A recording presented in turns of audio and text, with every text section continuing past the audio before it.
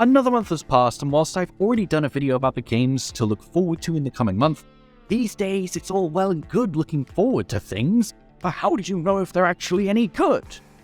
Well, your first port of call should be the reviews section of pcgamer.com. But if you're too lazy to go all the way there, we're going to look and see if the 3 biggest releases of the month are worth your time. Then look at some of the other games that you may have missed in the month past.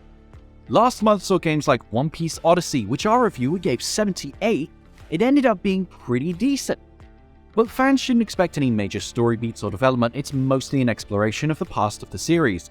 Later in the month we saw another RPG from a major Japanese publisher, Forspoken, and it was bad! It got a 65 from our reviewer, and the video was the most scathing I've recorded for this entire channel. It's not a game we recommend. On the other end of the spectrum, only a few days later, the Dead Space remake that no one was even sure needed to happen ended up blowing everyone away by making only good changes, updating only what needed updating, and adding a very healthy amount of content. In fact, this was my favorite game of the month. January also saw smaller games, the likes of SpongeBob SquarePants Cosmic Shake, GTA 3 Definitive Edition, Persona 3 Portable, and the surprise drop of a new game from one of the best horror devs in the biz.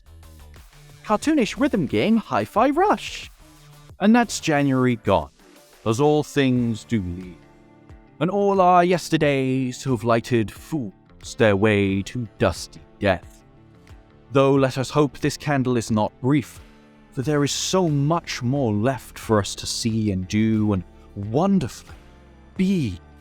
Oh, and what a wonderful time to be alive, when we can see and hear and do and go to any form of thrill you could dream of. Of course, for a price. And you'd better be willing to pay that price or bear it, as do we all. But does it always have to be this way? We shall see. Be sure to check our other video on games coming out in February.